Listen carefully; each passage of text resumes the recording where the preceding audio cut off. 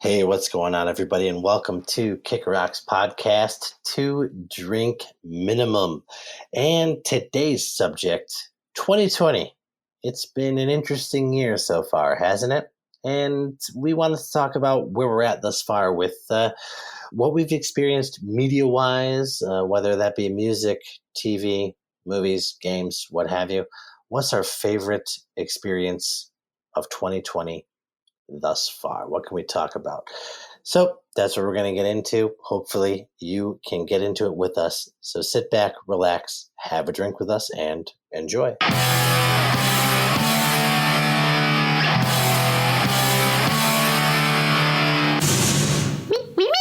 Gentlemen, and to those of you listening at home, cheers and welcome to Kicker Rocks podcast, To Drink Minimum. I'm Bill. Sergio. JT.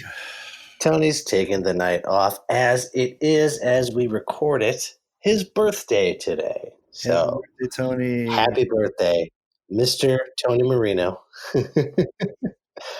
I mean, it's a good excuse to take the day off. We'll give it to him. This one time, though, he gets one pass a year, every birthday. Something about dinner with his wife. I don't know. I don't know. I mean, I guess to some that's important, more important than this. I don't know. Just kidding, Jess. Thank you for taking him out to dinner. He the big guy needs it. Anyway, so just the three of us tonight, and we are going to talk about the topic at hand is 2020. What a year it has been so far, and during all this craziness going on, it's roughly we're at a halfway point of the year, a little past halfway. So I think it's a good time to talk about what our favorite pieces of media have been in 2020 thus far, whether that's a movie, a show, a game, a book, anything, music, whatever you got, anything that you've experienced. What's your favorite so far? What is winning in 2020 thus far? So let's get into it. Who wants to crack open the conversation? Isn't it usually Tony that goes first? I guess it is, right? So like I'm usually last. It usually goes like Tony, Sergio, then you, then me. I don't know. Do we want to just go opposite? Do you want to start us off, Jay? Come on, man. Sure, why not? I think we kind of have to. I guess so, because I just Do started it. rambling right now. There you go. I don't know. Do I have a favorite this year? Jesus Christ. I'll just talk about what I saw the other day, which is Tom Hanks in Greyhound on Apple Plus. Okay. It's pretty cool. It was what I liked about it. 'Cause I watch it with my dad. I watch a lot of war movies with my dad and stuff. That's like one of his like biggest interests is like World War II and history and stuff like that. And so I've seen every war movie you can think of in the last however old I am, 38 years. And I like this one because a lot like Dunkirk, like in just like it's not doesn't have the scope of Dunkirk. It's not a Chris Nolan movie, but like it's like a movie about a naval battle, right? So it's like they just kept to that. Yeah. There wasn't like extra crap in there. You know what I mean? Like it reminds me of that old Dave Chappelle sketch where he's talking about, sorry to get sexist, but he's like women tell stories. They're like, oh, this is how I was feeling this day, and like all this stuff. And I'm like, man, that's too many feelings. Man, just tell me who was there. Tell me what happened. But that was like what I appreciate about this movie is that like it didn't feel the need to tag on a whole bunch of extra crap. It was just like, all right, so this is just showing how taxing it was to be the captain of this ship, like during this naval battle where it's like so it's like the Greyhound was like heading a convoy to get supplies from the US to Britain, and they were kind of like the warship in charge. There were like a whole bunch of German U-boats taunting them and just taking out pieces of the convoy as they went, and it was just all about it just did a good job showing like the technology of the time, like how they fought those battles, and the human element was Tom Hanks just gradually just getting more worn down as time went, and like the crew never like questioned his authority or anything like that. There was no kind of like mutiny side plot or anything like that. It was just like they just had you can tell they were visibly concerned most of the time, because it's like it shows him wake up one morning, and then like at the end of the movie he goes to bed, like finally, because he was up for like 4 straight days drinking constant cups of coffee, and Oh, like we've all been there. and Maybe not during a naval battle, but we've all been there. yeah, 48-hour film projects. But There you go.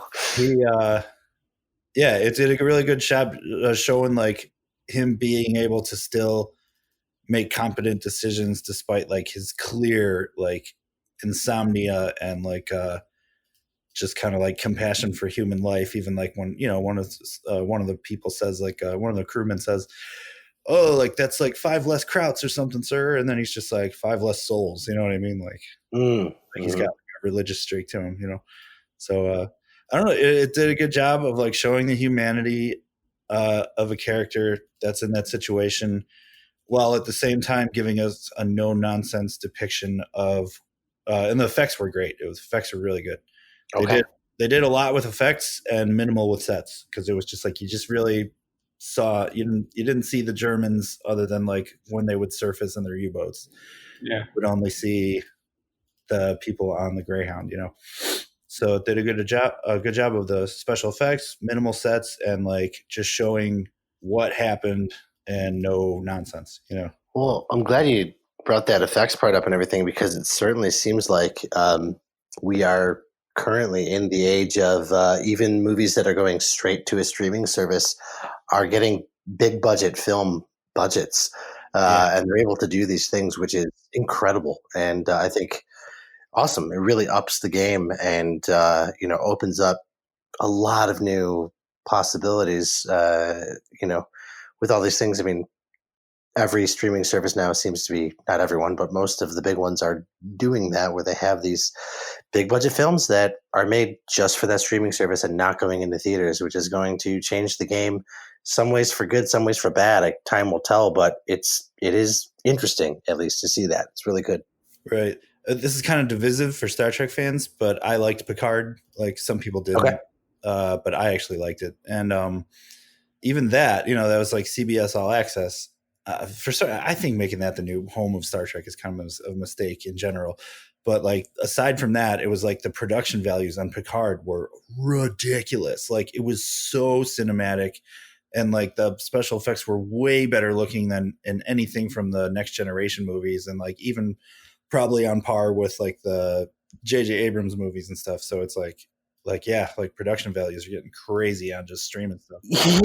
Yeah. We're living in an age where like production values that can be shot on an iPhone are are better than what they might have been, I don't know, 30 years ago, maybe. I don't know. Not that long ago, but yeah, it's crazy. Sergio, what were you going to say? Oh, I was going to chime in regards to you started to bring up the whole fact that it was like video on demand and it came right away. But I know that, just reading a lot of articles before it released, how Tom Hanks was he was really upset that it was going straight to video on demand. I guess this had been a passion project for him for about 10 years. Oh, Interesting. He had been involved with the writing, and this was really much his baby. And he was, from what I was reading, very just saddened that it wasn't going to get a theatrical release. Yeah. To your point, JT, everything you said are the same things that I loved about the movie as well. I think it was beautifully shot. I thought the effects were amazing. I will admit, being a avid movie theater, watcher, goer, however you should say it, I would have loved to have been sitting in a movie theater with a 4K projection with Dolby Atmos and hearing all of those bombs and explosions and all of that, like that theater sound, like just surround me. Like I'm sad that I wasn't able to get that experience that I was reading. Tom Hanks was sad that people didn't get to experience. Yeah, that's true. Like depth charges going off and stuff. Yeah, like that. and And there's one point that I wanted to say, because you kind of said this earlier. Your comment was like, just tell me what happened. That's what I really liked about the way they told the story. Is there was a big war going on, but you weren't shown or told about anything else that was going on during this world. You were just brought into this world, and this world was purely just what the captain and the other sailors could see, all the way to the point what you said. You weren't brought down into the Germans' U-boats. You weren't brought into other perspectives. You were only left to see what they could see, which is what I felt really made it feel even way more intense, because there were those moments where it's just like, Captain, we've got this thing on this radar. Then they show this scene where you can see that a telescope slightly comes up, and then you're just watching this bomb like trickle like across the water, and then you see an explosion, and it's like you're only seeing what they saw, which to me made it that much more intense. Right, totally. So to me, that was a really cool way to experience those battles. That was again like Dunkirk did that too, where it was like they didn't actually show the enemy. They just showed people being fired on by the enemy. Yeah. So there was a sense of like you're there with them, authenticity to it, Exactly. As authentic as a movie can get anyway, Yeah. Yeah, that's interesting, and that brings up the the topic of certain movies being made to experience in a movie theater and whatnot, in all the 4K and surround sound glory and all that. I think I think there is definitely a conversation there where some movies are still made specifically for that. They might be, whether it's because of spectacle or what have you, but or scale. Even if it's like a big epic scale, you might want to experience that in a theater still. So maybe that's why Hanks was so upset. I mean, that would make sense with a movie like that. It probably lends itself to being seen in a theater and experiencing it like that. But not that it can't be good from your living room, but I think, a lot of filmmakers sometimes do shoot these films with that in mind, that it is going to be in a theater. So, I think we were talking earlier, Chris Nolan, I think, is one of those people. And there's this thing going on now where his new movie coming out, Tenet, is it? He's not wanting to release that unless it's in a theater. So he's holding out. And, if he, had shot that and has it in his head that, there is that spectacle to it and it needs to be experienced in a theater, I don't hold that against him. I don't blame him at all for that. People can argue, we'll just put it out, but if he wants to wait, that's his prerogative on that one. I'd support that, I think. For sure. And I get that, and I respect that, because it's like not every single person has a 7.1 channel Atmos, Dolby Atmos digital receiver in their home. You know what I mean? True. So it's like, there is so much, it's almost like all that work that those sound engineers like really work on with that sound design.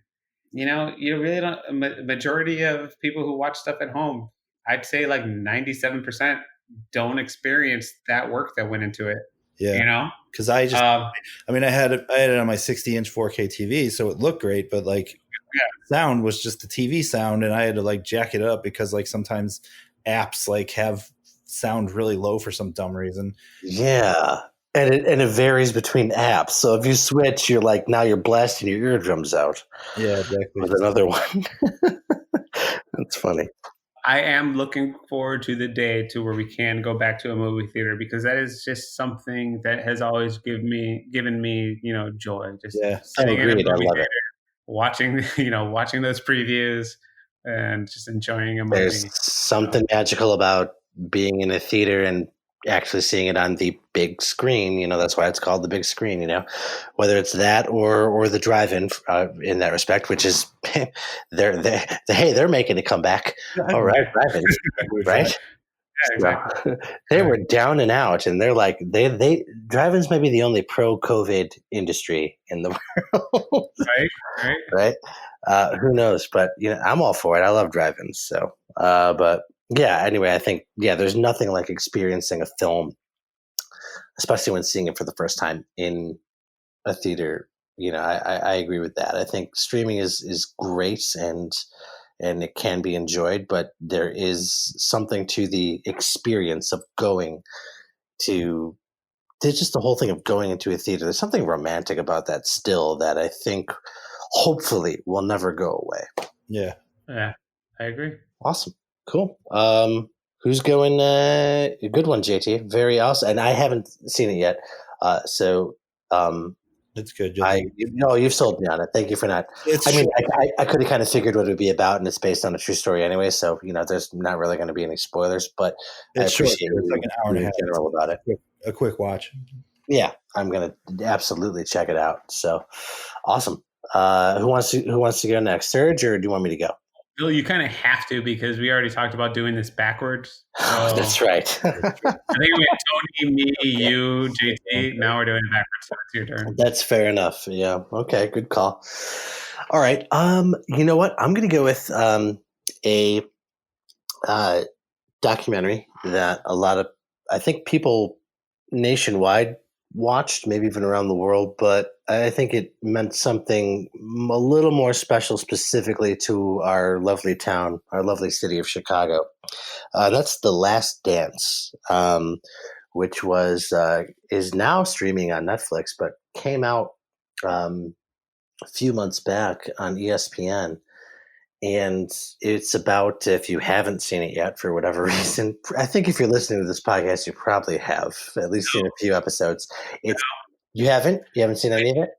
I haven't either. Rule I got her. and I just started watching it yesterday. Wow, I sound like an ass then. I'm like, if you haven't seen it, But- I'm talking to two guys who really haven't.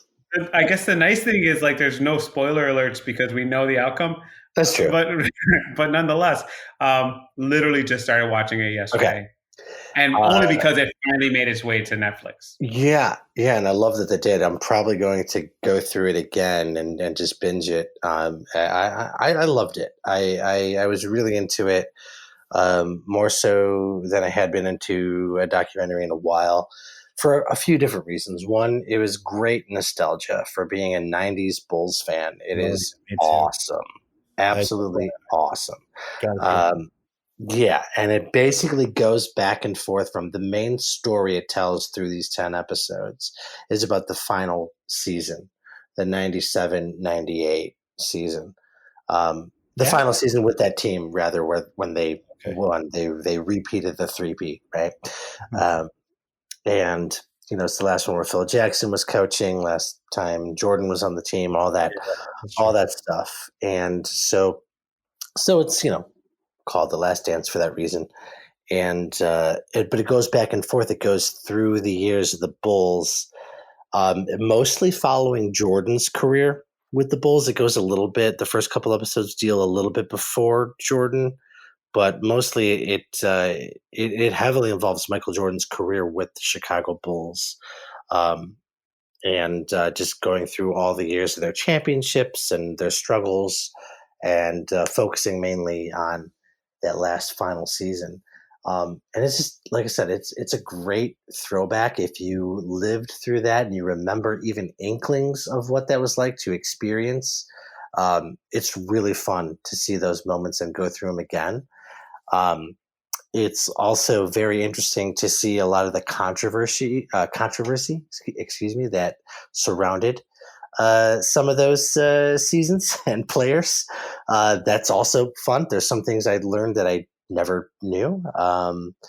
Jordan himself even opens up a bit about some things and his methods and mentalities of playing, which is so very interesting. He's just one of those, greatest. I don't know if there's an argument anymore. He's just the greatest of all time in that particular sport. He's one of the best athletes ever to do anything, right? Let alone just basketball. I mean, he's just a special kind of player that is just a generational, we may only see one in our lifetime, and we're probably going to. I don't know if there'll ever be another Michael Jordan, so to speak. Whenever somebody talks about like Kobe or something, or not Kobe, LeBron, even, just like, I'm like, do you really believe that? Or are you saying that just to say like you need a guy? You need a new guy? You know what I mean? Just, Chicago aside, I just don't think there's an argument. I really don't. It's just, when you start getting into it, it's a losing battle. Jordan is Jordan, and then there's everybody else. It's not even close.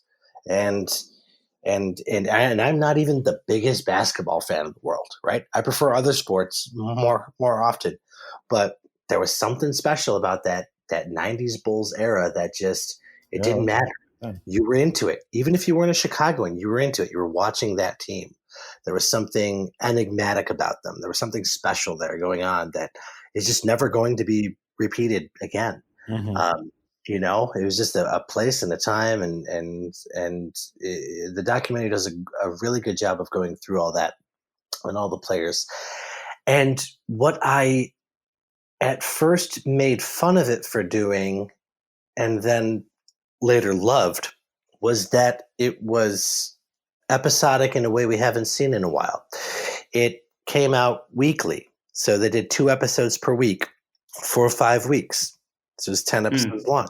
So after the first 2, I'm hooked. And I actually remember I think I might have posted something on social media or something going like, you mean to tell me in this age of binge watching and we're in the middle of a pandemic, you can't give me all 10 episodes to watch right now? Yeah, come on, ESPN, right? And yeah, that's just a joke, of course. But really what wound up happening was I was looking forward to Sunday nights, because I was like, oh, I'm getting 2 more episodes of this documentary I'm into.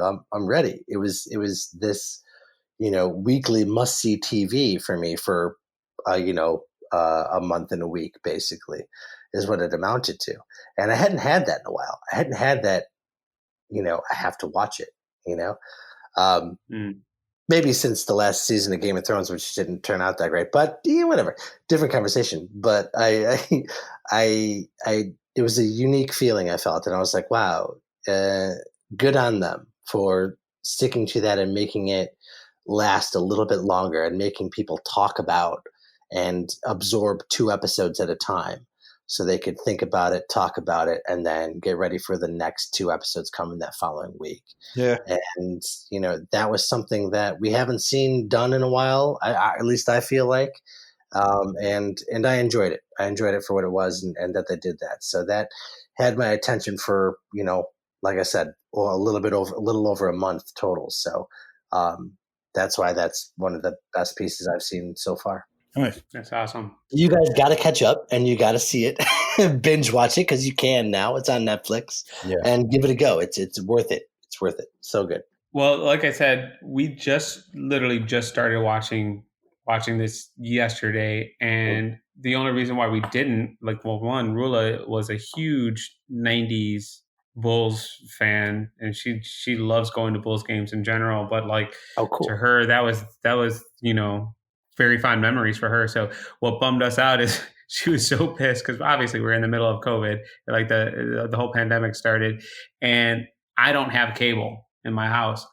And she was getting so irate that because everybody, she would just see all these posts on Facebook or Instagram or whatever, just talking about or the show. Dude, it's funny. Sorry to cut you off, but it's sometimes I go through my old Facebook statuses or whatever, and it's just me going Grand Slam, woo, or I'll just be like, whoa, Tim Sale or something, you know what I mean? I'll just say stuff that happened that day in sports, or in baseball or something, and I'm just like, what the hell? What was I even saying? Oh my God! I hope baseball stays. I hope it's not back and then gone. I don't want it to go back. Oh well, wait a second. Hold on. They're canceling all these games because of freaking COVID related. What is it? Philadelphia? Or no? Florida. Miami. Miami. Yeah, of course it was. Florida man contracts COVID. Yeah. So I don't know. I was like, we just got it back. Please let me see this 60-game blitz of the season. I'm excited about. Let me go. I am so glad I'm not into sports, because this is something that I could just be like, go ahead, stop it. I don't care. I'm not worried. Oh no, but the point what I was making is, what was the point I was making? So you were going to go into your favorite piece of media so far. Well, no, I was going to make a comment at the fact of we just started it, but okay. The funny thing, so we couldn't watch it because it was on ESPN. I love the fact that they treated it like old school TV shows where you had to wait till every Sunday, because I felt like that gave people hope. As stupid as it sounds, it gave people something to look forward to during a time when there was nothing else to look forward to. Yeah. And I'm sincere. Like, I don't know if they did that intentionally because they wanted to give the world hope, or just because it's old school ESPN and it's like, hey, this is just how our TV stuff works because we're cable TV and it's just a show, so we're going to do this once a week. Mhm. But I respected that, and I liked seeing people have to wait for it. But one funny side note, there was a time, so after it aired on ESPN, they I want to say it was on ABC or NBC, one of the major stations. It was a Saturday that they were doing all 10 episodes. They literally spent they were gonna air, I think it was like 5 on Saturday, 5 on Sunday, and Rule and I just happened to like turn on the TV, and it was like the second or third episode. I'm not even sure which one. Mm. And we're like, oh, cool. We get to watch this. And then all of a sudden, like, breaking news cut into the show. And it was like riots in Chicago started, all over the country that started. It was the day that all the George Floyd riots had started. So, which ended up being a really important movement. Weekend turned into just crazy madness, which annoyed me the most because I was finally going to get a chance to watch The Last Dance after having to wait. And then it was just like, nope, you got to wait until it hits Netflix. Which now brings me to what have I appreciated most about 2020? I'm going to go with the topic we've already talked about a couple times today, and I'm kind of contradicting myself right now. It is the video on demand world we are living in right now, because I feel like the stage was kind of set for us to be prepared for a moment where people couldn't go to movie theaters, because we had all of these streaming channels to be able to still get this content. Right. I think I mentioned to you guys earlier, like, I was able to watch The Hunt, as an early release, which was a really great kind of thriller movie. If you get a chance to see it, if you haven't seen it, watch it. It's fun and very entertaining. It gave me the opportunity to talk about the movie that JT already talked about, which was Greyhound, which, like we said, despite Tom Hanks wishing it would have been held off to go into theaters, we were able to see it as an early release through Apple TV. And then there's another movie we started talking about earlier before we started recording the podcast. It was The Old Guard. And that movie, I didn't even know much about the storyline. I didn't even realize it was a comic book until after I watched it. And once I saw this thing, I was like, holy crap, this movie is definitely fun and entertaining. And I hope they do a sequel, which they kind of set up at the end. So What is the Old Guard? I'm sorry? What is the Old Guard? I know it's the comic book guy saying, what is this comic book property? But I have no idea.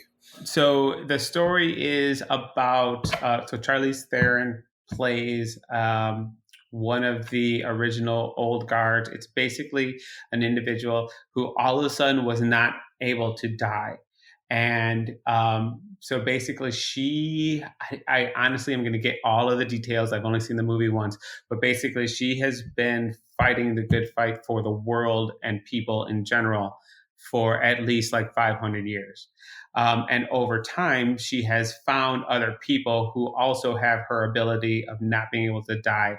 So instead of trying to take over or do bad things, they have always had this mission to help the little guy, help people who needed help, whether it's during a war, whether it's just an everyday situation. They're always there to help people. Gotcha.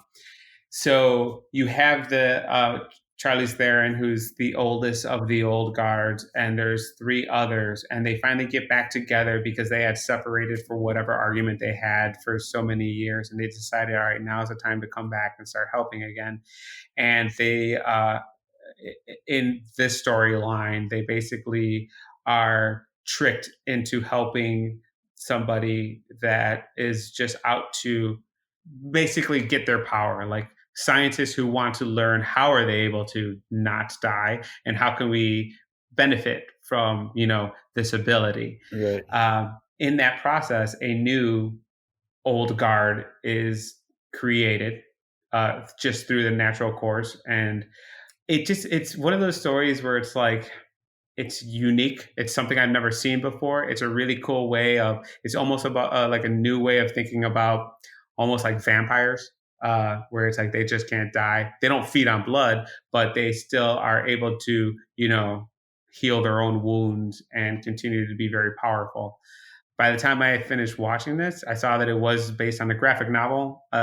Pardon my ignorance, JT. Is a graphic novel considered different than a comic book? I'm assuming it is. I always consider it I always just call everything comics, but like graphic novel often refers to a format, where it's like instead of a single issue of a comic published periodically, it is like a one and done, like extended story, So a graphic novel is, will probably be like between 50 and 200 pages, and it's like released once, whereas like Gotcha. books are a series, like periodicals, like newspapers or something. Yeah. Gotcha. Right. Yeah. So this one was a graphic novel. It was based on a graphic novel. Like Watchmen. Wasn't Watchmen graphic novel territory there, JT? Right? It's not. Technically, Watchmen is, even though people want to use that, like, because for a while that term was used in kind of like a pretentious sense, Right. Like it's not a comic; it's a graphic novel. Like okay. Went back to using it for its original intent, which is just like format. But Watchmen was actually released issue by issue. It's been collected in trade paperback form, which you can refer to as a graphic novel. But yeah, see, that's where my knowledge stops then, because that's maybe like the only form I've seen it in is the collection. Then, so there you go. Okay, thank you. All right, now we know. That's why he's the expert. And said expert has a Kickstarter coming out August 5th, ladies and gentlemen. August 5th. Get ready for it. All right. But yeah, so Old Guard, it's a good movie. It's fun, and Charlize Theron, every single time I see her in another movie, she blows me away as a really good actor. She's a movie star, right? Like, yeah. I mean, it's just one. Like, I mean that, and like, when she's on the screen, your eyes go to her. You have to watch her. She's good. Yeah, she's got a presence, I mean, that's what I mean. Yeah, like she was always an actress, but she used to be kind of like the actress and the hot chick. Now she's kind of like the aging hot chick who has like gravitas, Well, and not even aging my ass. She looks the same to me. She's pretty much, but I know what you mean. I know. I'm just that Hollywood seems to favor like younger women and all that shit. 100%. Yeah, I mean that's for well, only for worse. So unfortunately, that's how it is. But yeah, she is just like she's absolutely talented, great actress. But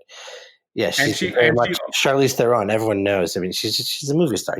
When she's on screen, you're looking at her, what she's doing. Mm-hmm. Yeah, and she owned the action. Like she can definitely hold her own in action films because she is there, kicking ass with everybody else. Yeah. So I think like Atomic Blonde was like one of those movies where she just blew me away. I was like, wow, she is doing an awesome job of playing this great. Is that a comic too? I gotta watch that movie. Is that good? Oh my god! Like she does a great job. Like all the action shots and the fight scenes. It's like, fuck, she is like killing it. Well, that's the thing about like a movie star. Like that's what I mean by that. Is like it's one of those things where like even if you don't like the story of Atomic Blonde or anything else about it, she's great. You know what I mean? It's like she's just she's exciting to watch. Right. It's one of those things. In a movie called Mad Max Fury Road, exactly. In my opinion, Furiosa, she steals the show. She's fucking great in that movie. That's her movie for sure. Absolutely, it is. And the movie's called Mad Max, but Furiosa's she's awesome. So it's like she steals that show, in my opinion. So it's like she's one of those people that just draws your attention. She gets it every time. So awesome. Yep. Good call. Old Guard currently streaming on Netflix. Yes. That is correct. All right. We just need to let the masses know because I need to see that as well. I feel so bad. I haven't seen. Well, you know what? It evens out because I haven't seen either of your movies and you guys haven't seen The Last Dance. So we're good. There you go. We even it out right now. Do we have any honorable mentions or quick hits we want to do, guys? What do you think? I don't think so. Okay. I think this is like a short and sweet episode today. It absolutely can be. Maybe we'll save those honorable mentions and quick hits for the year-end 2020 in review, which is inevitably coming. We're gonna have to dissect this year big time. I mean, we might have to. So let's say, I think we'll last till at least October. Let's say October, we'll do 2020 in review, just in case stuff goes down. I think that's going to do it. We'll make this a quick one. Listen, I'm not in charge of wrapping things up and doing the cool, Neither am I. Tony usually is, but let's just JT, can you just take us out, please? This has been Kick Rocks 2015. I don't even know. And that's going to do it for this episode of 2 Drink Minimum. Thank you so much for joining in. Hey, what's your favorite piece of media from 2020 thus far? You know how you can let us know? You can comment right on our Facebook page. Heck, you can go to our iTunes and comment right there. You can download and subscribe our podcast from Spotify or any other podcast medium of your choice. We really do appreciate your support, guys, and we love having these conversations. We love bringing them to you, and we're hopefully now going to be doing that more and more often. So thank you so much for tuning in. This has been 2 Drink Minimum. We've been drinking, thinking, and talking shop. Cheers, everybody.